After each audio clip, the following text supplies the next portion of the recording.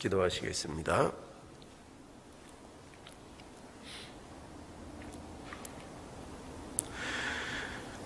거룩하시고 존귀하신 하나님 아버지, 은혜를 감사합니다. 이 이른 아침에도 하나님께서 우리의 단잠을 깨워주시고 이 예배의 처소로 저희들을 불러주셔서 주님께 도움을 구하고 주님으로부터 오는 신령한 은혜를 공급받고자 아버지 하나님, 이 자리에 모이게 하신 이 은혜와 사랑을 감사합니다. 이 모든 간섭이 하나님의 은혜인 줄을 믿습니다.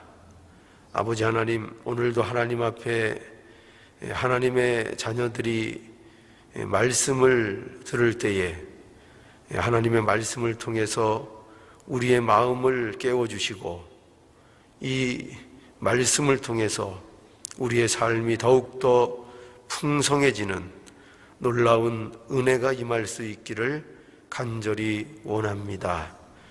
우리는 세상 것으로 만족될 수 없습니다. 우리는 하나님의 것으로 채워져야 합니다. 아버지 하나님, 이러한 고백과 이러한 심령이 우리 가운데 간절한 우리의 소원이 되게 하셔서 아버지 앞에 간구하기를 게으리하지 않고 하나님을 사모하는 우리의 모습이 될 수 있기를 간절히 원합니다. 오늘도 하나님 앞에 기도하는 심령이 되게 하시고 하나님만 바라보고 하나님이 주시는 것들을 사모하는 우리의 모습이 되게 하여 주시옵소서. 이 예배를 받아주시고 하나님 우리에게 은혜를 베풀어 주시옵소서. 예수님의 이름으로 기도하옵나이다. 아멘. 우리 함께 다 함께 잠언 6장을 보시겠습니다.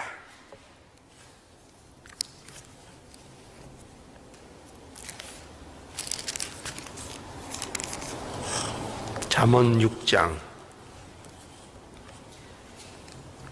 1절에서 11절까지 읽지요. 잠언 6장 1절에서 11절까지 우리 한 목소리로 천천히 합독하시겠습니다. 내 아들아, 내가 만일 이웃을 위하여 담보하며 타인을 위하여 보증하였으면 내 입의 말로 내가 얽혔으며 내 입의 말로 인하여 잡히게 되었느니라. 내 아들아, 내가 내 이웃의 손에 빠졌은즉 이같이 하라.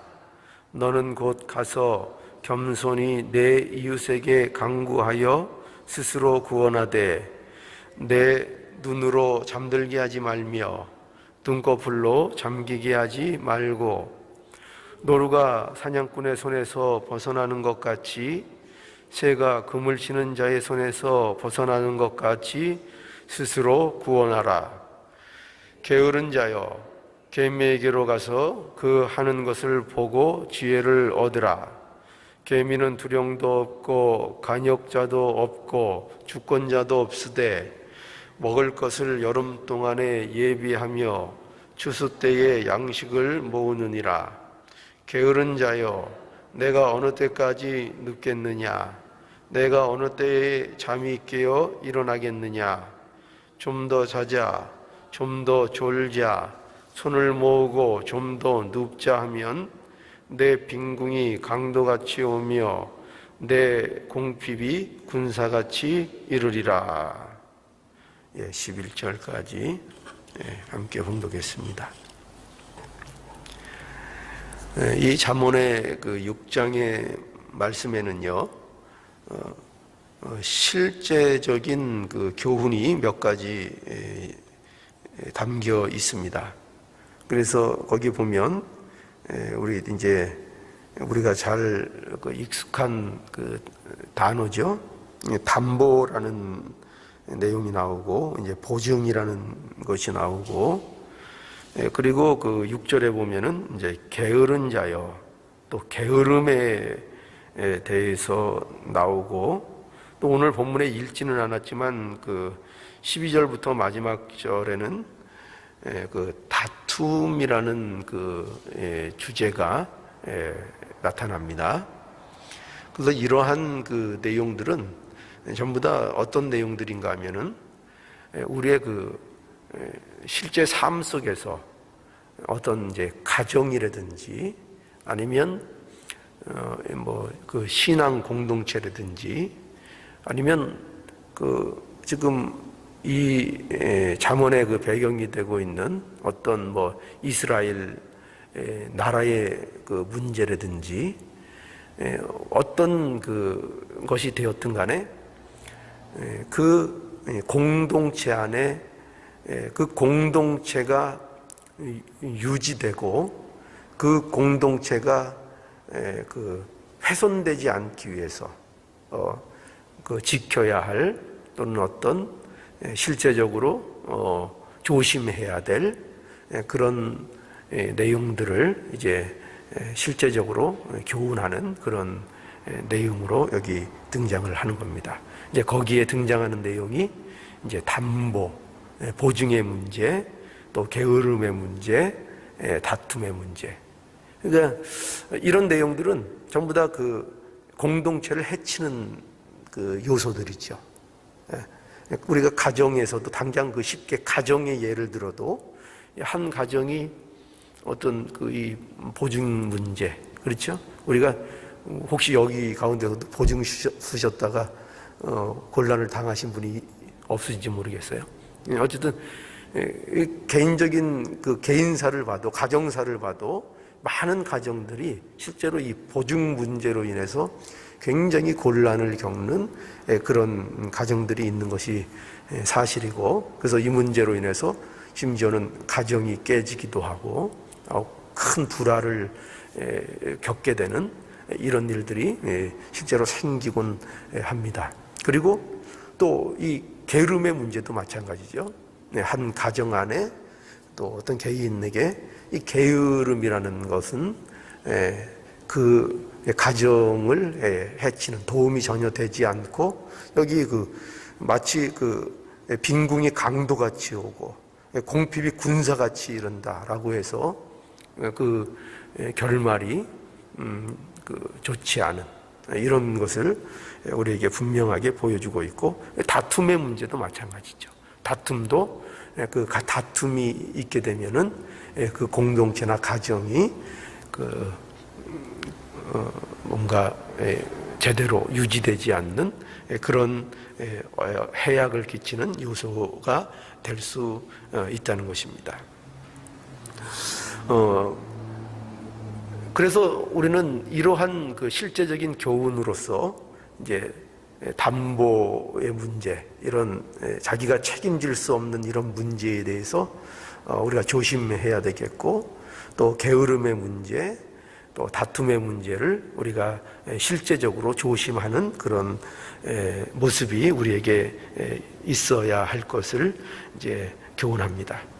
이 특별히 담보의 문제는요, 여기 그 1절에서부터 5절에 나와 있는 이 담보라는 것은 성경적으로 볼 때 그 원칙적으로는 이 보증을 쓰지 않는 것이 좋습니다. 이게 이제 성경이 얘기하는 원칙입니다. 그래서 그 17절 그 잠언 17장 그 18절 같은 데 보면은 이제 이런 내용을 그 직접적으로 이제 거론을 하고 있는데, 그게 어떻게 되어 있는가 하면은 잠언 17장 18절에 보면 지혜 없는 자는 남의 손을 잡고 그 이웃 앞에서 보증이 되느니라. 그래서 이제 지혜 없는 자는 어떻게 한다고요? 남의 손을 잡고 그 이웃 앞에서 보증이 된다. 그래서 이 보증 쓰는 문제가 지혜 없는 자의 그 모습으로서 이렇게 설명되어 있고, 또 22장 26절에서 27절에 보면은 거기 22장 26절로 27절에 보면 거기도 똑같이 너는 사람으로 더불어 손을 잡지 말며 남의 빚에 보증이 되지 말라. 만일 갚을 것이 없으면 내 누운 침상도 빼앗길 것이라. 내가 어찌 그리 하겠느냐. 그 보증에 대한 실제적인 문제를 잘 지적하고 있죠. 아주 와닿게. 저는 이 문제를 보면은 저도 참 와닿더라고요. 저도 이제 어릴 때 겪은 일이 있습니다. 그 아버님이 그 사업을 하시면서 이제 보증 문제 이런 거를 잘못 하셔가지고 실제로 그 제가 학창 시절에 저희 집에 이제 그 빨간 딱지가 다 붙고 했던 그 기억, 어머니가 뭐 한쪽에서 울고 계시고 그런 기억이 저에게도 있는데요. 그러니까 이렇게 그 성경적인 원칙은 보증을 기본적으로 서지 않는 것이 원칙이라고 할 수 있습니다. 그런데 사실 우리가 어떤 그 이웃을 위해서 선한 그 목적에서 보증을 쓰는 일이 사실은 없을 수 없습니다. 그러니까 예를 들어서 우리 그 아이들, 예를 들어서 조카는 남이라고 할 수는 없지만 조카들 같은 경우에도 이제 당장 실생활에서 보면은 그 자동차를 사기 위해서는 누군가 보증을 해줘야 되잖아요. 그들 아이들 이제 학교 다니고 사회생활하고 이래야 되면은 보증을 해줘야 되는데 그런 문제에 있어서 보증을 안 해줄 수는 없잖아요. 그죠? 그런 실제. 그러니까 이 보증이라는 문제도 성경에서 이것을 어떤 절대적인 문제로서 금하는다는 차원보다는 이것을 자기가 책임질 수 없는 보증, 자기가 감당할 수 없는 보증에 대해서 어떻게 보면 금하는 것이고, 내가 이제 책임질 수 있는, 그러니까 내가 그거에 대한 책임을 내가 능히 감당하겠다.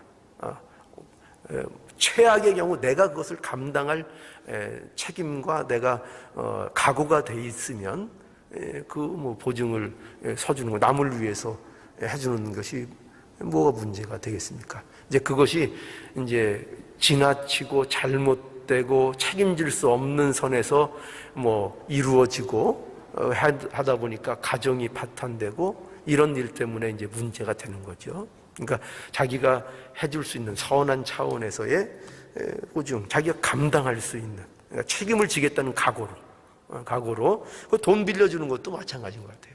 성도들 간에 돈을 거래할 때에도 저는 아예 줄 수 있는 그 처지가 아니면 빌려주지 마라. 저는 그렇게 이제 개인적으로 얘기를 말씀을 드리고 싶어요. 그러니까 그거 없어도 되고 아예 그냥 준다는 각오로 하고, 물론 갚아주고 받으면 좋은데 그것이 원칙이죠. 그런데 그 신자들의 그 돈 거래에 있어서는 안 하는 게 가장 현명한 것이고, 하게 되면은 그저 준다는 각오로 그런 어떤 보증 문제 때문에 이제 그런 이제 얘기까지 이제 실제적으로 나왔는데, 담보 이제 보증. 근데 오늘 본문에는 재밌게도 사실은 이 오늘 본문에서 보증 얘기를 하는 것은요, 이것은 보증을 하지 말라는 차원에서 이 얘기를 하는 것이 사실은 아닙니다. 그건 차원이 아니고, 여기 보면은 이 본문에서 이 보증에 대해서, 담보하는 문제에 대해서 말하는 초점이 뭔가 하면은 그 보증을 하는 이런 상황 속에서 어떻게 대처를 해야 되는가 라는 것에 사실은 초점이 있어요. 그래서 여기 보면은 6장 1절에 보면 내 아들아 내가 만일 이웃을 위하여 담보하여 타인을 위하여 보증하였으면 이렇게 돼 있죠. 그러니까 지금 이 상황은 어떤 상황이에요? 보증을 설까 말까의 상황이 아니라 보증을 이미 했어요. 어떻게 실수를 했든지 감당하지 못할 그런 보증이라는 문제를 했을 때에, 그러면 그게 어떤 일이냐 하면은 2절에 내 입의 말로 내가 얽혔으며 내 입의 말로 인하여 잡히게 되었느니라. 해서 분명히 그 보증 문제로 인해서 책임이 있는 거죠. 보증을 했으면 그거에 대한 당연한 책임이 있는 것인데, 그런데 지금은 이게 보증을 하라 안 하라는 그 차원이 아니라 이런 일이 너에게 벌어졌으면 네가 이제 어떻게 해야 되느냐 할 때, 내 아들아 내가 내 이웃의 손에 빠졌은즉 이같이 하라. 너는 곧 가서 겸손히 내 이웃에게 간구하여 스스로 구원하되 내 눈으로 잠들게 하지 말며 눈꺼풀로 감기게 하지 말고. 여기 이제 재밌게 아주 비유로서 설명하고 있어요. 5절에 노루가 사슴꾼의 손에서 벗어나는 것 같이 새가 그물 치는 자의 손에서 벗어나는 것 같이 스스로 구원하라 라고 해서 이것은 뭘 얘기하는 건가 하면은, 보세요. 노루가 사슴의 손에서 벗어나는 것 같이 새가 그물 치는 자의 손에서 벗어나는 것 같이 스스로 구원하라. 그러면 여기에서 이 노루가 사슴의 손에서 벗어나기 위해서, 새가 그물 치는 자의 손에서 벗어나기 위해서는 어떻게 해야 됩니까? 어떻게 되죠? 그야말로 처절하게 필사적으로 온 힘을 다해야 되는 거죠. 그죠? 그러니까 이 상황은 뭘 얘기하는 건가 하면은, 지금 이 보증 문제를 그것만 놓고 강조하려는 것이 아니고, 네가 어떤 상황 속에 너희들이 처해 있을 때에 그 상황 속에서 온 힘을 다해 그 상황을 바로 파악하고, 그 상황이 어떤 상황인지를 바로 파악하고 그것에 대해서 온 힘을 다하여 필사적으로 대처하는 자가 되어야 한다라는 데 초점을 두고 있는 거예요. 그러니까 여기서 보증 문제는 어떻게 등장하는가 하면은, 우리들에게 있을 수 있는, 우리가 맞닥뜨려야 하는 어떤 빠져나올 수 없는 긴박하고 그런 절실한 어떤 상황을 얘기하는 거예요. 그러니까 그런 상황 속에 빠졌을 때에, 그런 상황인 것을 알 때 어떻게 하라고요? 자신의 먼저 알아야 될 건 뭐예요? 이 보증 쓴 사람이 알아야 될 것처럼 자신의 처지를 바로 파악하는 게 중요하다는 거예요. 자신의 처지를 바로 파악하고 그것으로 인하여 그 상황을 빠져나오기 위한 절박한 상황을 바로 알고 그것에 대해서 절박함을 가지라 라고 얘기하고 있는 거예요. 그러니까 이게 포인트예요. 절박함. 그 상황에 대한 바른 판단. 그게 있어야 된다는 거예요. 그래서 노루가 사냥꾼의 손에서 벗어나야 하는 것처럼, 새가 그물에서 벗어나기 위해서는 처절한 몸부림과 사투를 벌여야 하는 것처럼 그 상황을 파악하고 그 일에 대하여 절박함을 가지라. 이것이 우리에게 주는 하나님의 교훈인 것입니다. 이것이 지혜의 모습인 거죠. 이게 지혜인 것입니다. 그러니까 뭐가 지혜라고요?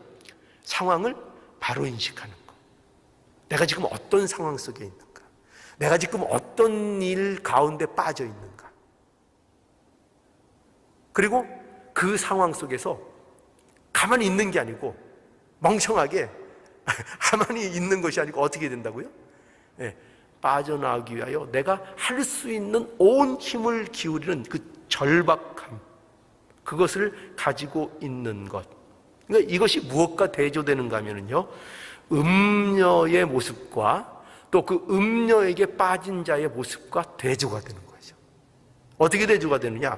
5장 6절에 보세요. 잠언 5장 6절. 자, 음녀의 길은 어떤 길이냐 할 때 6절 이렇게 설명되고 있죠.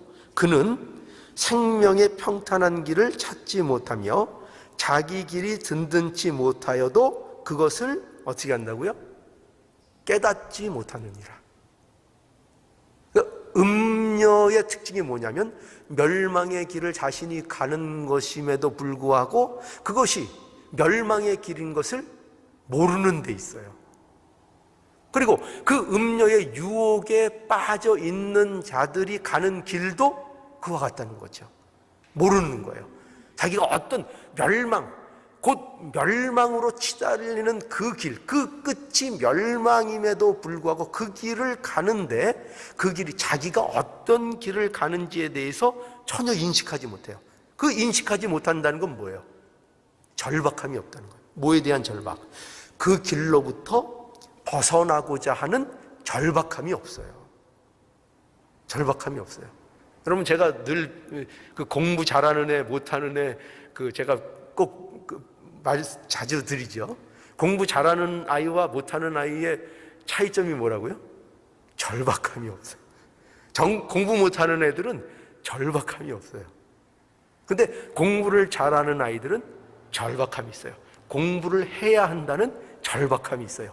내가 안 하면 당장 성적이 안 나온다는 것에 대한 절박함이 있어요. 근데 못하는 애들은 분명히 결과가 안 하면 안 나온다는 것을 지식적으로는 알고 있을 텐데 그걸 진짜로는 몰라요. 왜? 어디서 나오죠? 절박함이 없어요. 그 결과를 뻔히 아는데도 그냥 안 해요. 왜요? 절박함이 없어서. 그러니까 이 인생에 있어서, 우리 인생에 있어서요, 절박함 이런 문제는 굉장히 어떻게 보면 부정적으로 느껴질 수 있어요. 절박한 상황이 되는 거, 이런 거 싫어. 편안한 게 좋아. 그런데 문제는 뭐냐면 인간이라는 존재가 어떤 절박함, 의기감이 없고는 제대로 된 길로 나가려고 생각조차를 안 해요. 여러분들이 한번 곰곰이 생각해 보세요. 여러분들이 인생에 있어서 여러분들이 어떤 계기와 어떤 발전을 이루는 시기, 개인적으로 삶에 있어서 그때가 언제인 것 같아요? 우리가 편안하고 있을 때 여러분들의 삶의 발전이 이루어졌던 것 같아요? 아니요. 언제나 우리의 발전이 있을 시기에는 고난이 있고 어려움이 있고 그거에 대한 절박함이 있을 때 자라나는 면이 있었던 거예요. 그 절박함. 그러니까 도대체 인간이라는 존재는요, 자신이 느끼질 못하고 절박함이 없으면 움직이질 않아요. 그래서 하나님께서 우리에게 때로는 고난이라는 것, 때로는 징계라는 것, 이런 것도 얼마든지 우리에게 주시는 거예요. 왜? 우리에게 그 절박함, 그 긴박함, 너희들 이러고 있으면 안 돼 라는 것을 깨닫게 하시기 위해서. 그렇죠? 저도 그럴 때 봐요. 저도 일이 잘 될 때는 저도 모르게 늘 이 매너리즘에 시간이 흐르면 빠져서 나태해지더라고요. 근데 어느 순간에 어떤 일로 한 방 딱 맞으면 정신이 바짝 나요. 그래서 아이고, 내가 지금 여태까지 뭘 했지? 다시 마음을 다시 다잡고 성경을 보는 것도 다시 새로운 마음으로 보게 되고, 이런 어떤 절박함을 하나님께서 주어 주실 때 발전하는 그런 모습을 볼 수가 있는 거죠. 그래서 이게 어떤 지혜자의 모습이라고 할 수 있습니다. 그 지혜자의 어떤 모습이 이 절박함을 갖는다는 거예요. 그래서 기독교 신앙은요, 바로 이런 면에서 우리가 볼 수 있어야 됩니다. 기독교 신앙이라는 것은 바로 이 문제, 자신이 처한 문제에 대한 절박함을 인식하는 것, 이게 기독교인들이 갖는 특징이에요. 그러니까 어떤 문제에서 그러겠죠? 자신이 가진 인간의 문제, 인간의 본연의 문제, 죄의 문제, 자신의 절박함, 자신이 처한 상태에 대한 진단, 이런 것을 가지고 나라는 존재에 대한 어떤 절박함, 이것을 인식하고 이것을 알게 되는 것이 기독교인이 되는 거예요. 그러니까 기독교인이 되지 못하면, 그리스도인이 되지 않고는 이 절박함을, 이 우리가 갖고 있는 이 근본적인 절박함의 문제를 알 수가 없어요. 깨달을 수 없어요. 그러니까 기독교인이 되는 것은 절박함을 깨닫게 되는 거예요. 절박함. 어떤 절박함? 하나님이 함께하지 아니하시면, 만약에 예수 그리스도의 십자가가 없었더라면, 이런 문제에 대한 절박함, 이것을 알게 되는 것이 바로 기독교인이 되는 것입니다. 그래서 이대로는 안 된다, 이대로는 안 된다, 이대로는 있을 수 없다, 이 마음이 절박해지는 거예요. 여러분, 그래서 이런 문제가 어떻게 오늘 본문에서 이어지는가 하면요, 이렇게 이어져요. 그래서 6절에는 뭐가 등장하는가 하면은 게으른 자가 등장을 하죠. 게으른 자. 자, 여기 게으른 자가 등장을 하는데, 게으른 자여 하면서 어떻게 교훈하고 있는가 하면 개미를 보고 배우라는 거죠. 개미. 개미는 어떤다는 거죠? 개미는 두령도 없고 간역자도 없고 주권자도 없는데 어떻게 한다고요? 먹을 것을 여름 동안에 예비하며 추수 때에 양식을 모아서 겨울을, 그리고 그 양식이 떨어지는 그 때를 대비한다는 거죠. 개미가. 그죠? 한낱 그 개미도 그렇게 한다는 거예요. 그러면서 게으른 자여, 내가 어느 때까지 눕겠느냐, 내가 어느 때까지 잠이 깨어 일어나지 않겠느냐, 좀 더 자자, 좀 더 졸자, 손을 모으고 좀 더 눕자 하면 내 빈궁이 강도같이 오며 내 궁핍이 군사같이 이르리라 라고 얘기하고 있죠. 여러분 보세요. 여기에서 재밌게 지금 이 보증 문제를 통해서 뭐를 실제는 강조하는 거라고요? 우리가 실제 생활에서 보증을 쓰는 문제에 있어서 교훈을 주는 문제이기도 하지만 실제로는 뭘 여기 초점을 두고 있다고요? 이 보증 문제를 가지고 우리의 절박한 문제가 있을 때에 어떻게 그것을 대처하느냐, 그렇죠? 거기에 대해서 절박하게 온 힘을 다해서 그 상황을 모면하려고 애를 써야 된다는 거예요. 그렇죠? 그게 이제 이 보증 문제를 갖고 말하는 포인트예요. 그러면서 나온 문제가 뭐예요? 그러면서 그 얘기를 하면서 게으른 자여 이러잖아요. 그 말이 무슨 말일까요? 그렇다면 여기서 게으른 자는 어떤 의미를 가질까요? 단순히 뭐 하기 싫고 뭐 이런 거? 아니, 여기서 게으른 자의 초점은 뭐냐면요, 상황 인식이 결여된 자를 얘기하는 거예요. 그러니까 어떤 상황? 지금 때가 어느 때라고요? 지금 평안하고 음식이 풍족하고 먹을 것이 풍족한 상태이지만, 예를 들어서 개미의 비유를 들고 있잖아요. 하지만 그 풍족한 때가 어느 때라는 거예요? 그냥 놀고 먹고 잠자고 있을 때라는 거예요. 그때가 무슨 때라는 거예요? 준비할 때라는 거죠. 언제를? 곧 올 날에 대한 준비하는 때라 이거죠. 그러니까 이 게으른 자는 어떤 자를 얘기하는 건가 하면은 여기 말대로 그냥 더 늦잠 자고 일 안 하고 이런 그 어떤 단순히 그런 차원을 얘기하는 것이 아니라, 여기서 얘기하고 싶은 것은 이처럼 우리가 뻔히 당할 일에 대하여, 우리가 앞으로 맞이할 그 때에 대하여 대비하지 않고, 지금 그날이 없을 것처럼 그날에 대한 대비가 전혀 없이 그저 넋놓고 상황 판단을 하지 않고 있는 그 상황 속에 있는 것, 그 때를 놓치고 있는 것, 그게 게으른 자라 얘기하고 있는 거예요. 이와 같이 우리의 기독교인의 삶은요, 절박함을 인식하는 것, 이것이 기독교인의 삶인 거라는 것을 분명히 우리에게 말씀하고 있는 겁니다. 여러분, 마태복음 5장에 한번 가보죠. 마태복음 5장.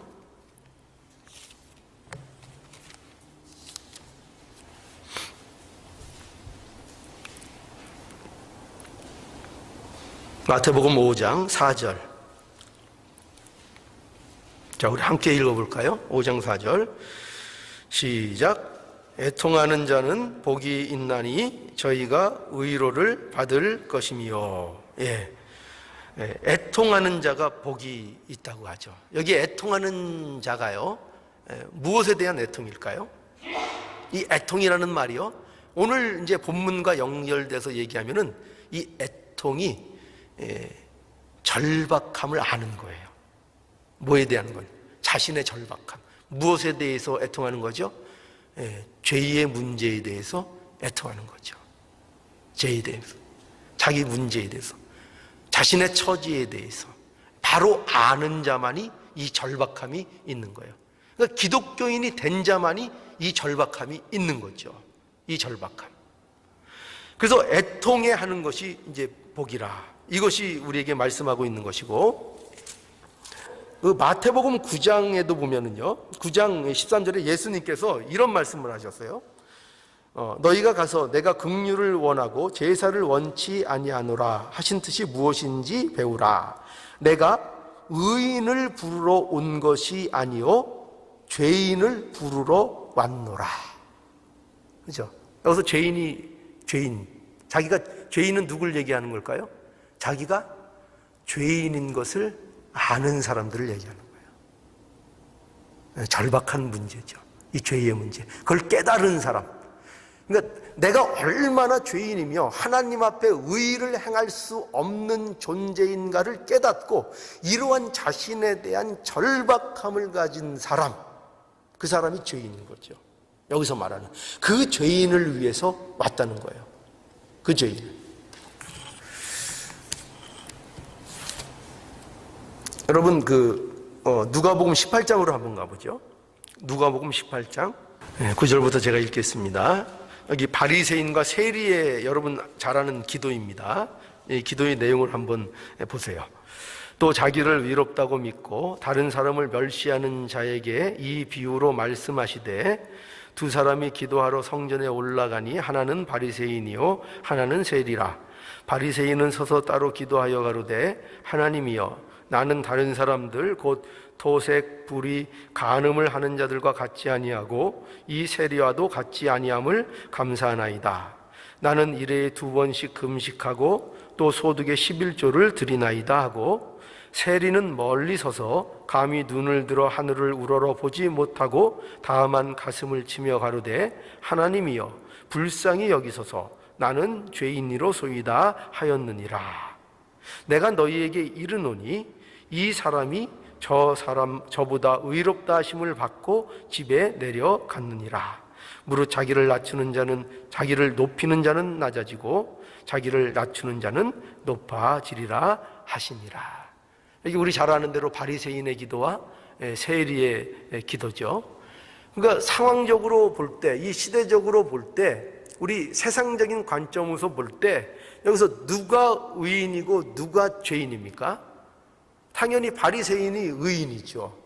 세상적인 관점, 그죠? 종교적인 관점으로 볼 때 바리새인이 의인이라고 할 수 있어요. 그는 기도하죠. 그는 말씀대로 지키려고 노력하죠. 11조 하죠. 금식하죠. 그리고 세리처럼 토색도 안 하고 불의도 안 하고 간음도 안 하고 저 세리와도 같지 않다고 하고 있죠. 그러니까 세상적으로 볼 때는 분명히 그를 의인이라고 할 수 있고, 세리는 그야말로 죄인 중에 죄인이죠. 이스라엘 백성에게 그야말로 인간 취급을 받지 못하는 그런 사람이 세리 아닙니까?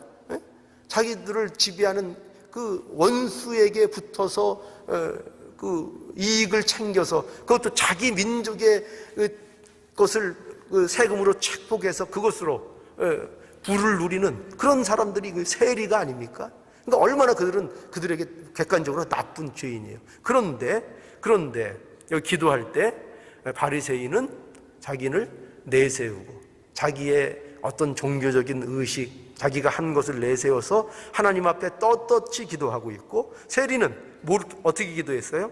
멀리 서서 감히 눈을 들어 하늘을 우러러 보지도 못하고 다만 가슴을 치며 가로되 하나님이여 불쌍히 여기소서 나는 죄인이로소이다. 그러니까 여기에는 뭐가 있는 거예요? 아는 거죠. 뭘 압니까? 스스로에 대해서 죄인됨을 아는 거죠. 그 절박함이 있는 거죠. 가슴 아픔이 있는 거죠. 애통함이 있는 거죠. 자신이 얼마나 죄인인 거에 대한 이 피맺힘이 있는 거죠. 이게 있는 거예요. 그러니까 하나님께서는 이거를 보시는 거예요. 하나님께서는 그가 자기 자신에 대해서 어떤 존재로 인식하고 있는가 하는 그 자신에 대한 절박함, 하나님이 없으면 자신이 어떤 존재인가, 아무리 자신이 치장을 하고 자신이 좋은 것으로 온갖 것을 누린다 하더라도 하나님이 나와 함께하지 아니하시고 하나님이 내게 은혜를 베풀어 주시지 않으면 내가 그야말로 쓰레기만도 못하고 그야말로 말할 수 없는 그러한 죄인의 모습이라는 것을 절실하게 뼈저리게 느끼고 그 절박함 속에 하나님을 바라보는 그 모습, 이것이 신자에게 말하는 모습이고, 이것이 있어야 신자라고 우리에게 말하고 있는 것이죠. 그래서 오늘 이 말씀이 우리에게 이 문제를 점검하고 있는 것입니다. 과연 우리 안에 이 자신에 대한 절박함을 깨닫고 그 문제로 인하여 하나님께로 나아가는 그 모습, 그 삶을 살고 있는가? 이것이 다른 것이 아니고 이것이 지혜라는 것을 우리에게 말씀하고 있는 것입니다. 자, 오늘 이 말씀을 통해서 과연 나는 이 처절한 자신에 대한 몸부림이 있는가 한번 보시기 바라요. 이 처절한 몸부림이 나의 삶 속에 있는가? 그저 여기 게으른 자여 이렇게 불림을 받은 이 모습처럼 그저 지금 내가 주어진 상황 속에 편안함 속에 모든 것을 잃고 내 진짜 내가 가져야 되는 이 절박함을 망각하고 사는 건 아닌가? 그저 외적으로 모든 것이 평안하니까 모든 것이 괜찮은 줄 알고 이대로면 됐다라고 생각하고 살고 있는 것은 아닌가? 우리에게 도전하시는 그런 말씀인 것입니다. 하나님 앞에서 이 말씀에 응답하여 이 영적인 게으름과 이 나태함을 물리치는 저와 여러분들의 모습이 되기를 간절히 원합니다.